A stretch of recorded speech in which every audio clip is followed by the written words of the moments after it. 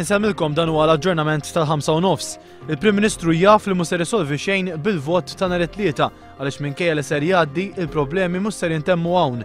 Dalgħodu fl-Isla l-mexxej Laburista Joseph Muscat qal li pajjiżna huwa mmexxi minn Prim Ministru dgħajjef li huwa ostaġġ tal-Ministru ostingat u li qed jaffaċċja kriżi qar minn oħra.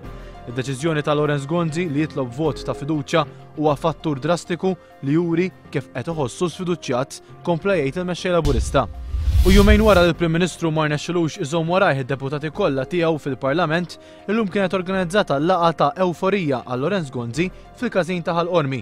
One News huwa infurmat li bejn is-Sibt u l-Ħadd intbagħtu mijiet ta' SMSs biex il-Partitali Nazzjonalisti jattendu għal din l-attività. Fil-bidu tad-diskors tiegħu il-Prim Ministru irringrazzja lill attivisti nazzjonalisti u qal li l-Gvern tiegħu jaħseb minn filgħodu sa filgħaxija fil-ħaddiema u għalhekk jistgħu iserħu moħħhom. Libjan ta' 23 sena resident il-Qawra jinsab fil-periklu tal-mewt wara li qala daqqit ta' sikkina matul il-lejl li għadda.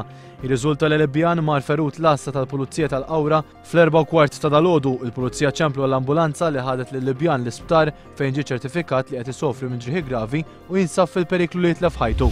Kienu eluf dawk li sa minn dalgħodu marru fil-kumpless Monte Cristo f'Ħal Farruġ sabiex jieħdu sehem fir-Red Touch Phone Family Day. Iċ-Chairman ta' One Productions Jason Mikallef qal li l-għan tal-attività kienet sabiex jiġu ringrazzjati il-membri li diġà hemm fil-familja ta' Red Touch Phone filwaqt li oħrajn jitħeġġu sabiex jidħlu parti minn din il-familja. Id-dinja tal-isport tal-mutur illum reġgħet iffokat fuq dak li jiġri fiċ-ċirkwit, iżda t-telfa tal-kollega tagħhom Simoncelli xorta kienet ta' friska f'moħħ is-sewwieqa sħabu. Tant li f'Valencia fejn saret it-tappa tal-lum saret tifkira taż-żagħżugħ Taljan li mit fl-inċident tal-aħħar Grand Prix. Wara li minħabba l-maltemp il-ġimgħa l-oħra tilfu ħajjithom 10 persuni fin-naħa ta' fuq tal-Italja u l-Gvern Taljan iddikjara stat ta' emerġenza fit-Toskana u l-Ligurja, issa f'Ġenova tilfu ħajjithom 6 persuni oħra.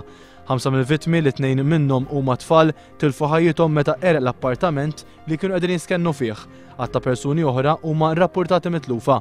Dak kien kollox għalissa, nerġgħu nkunu magħkom fis-7:30 bil-bulettin ewlieni tagħna.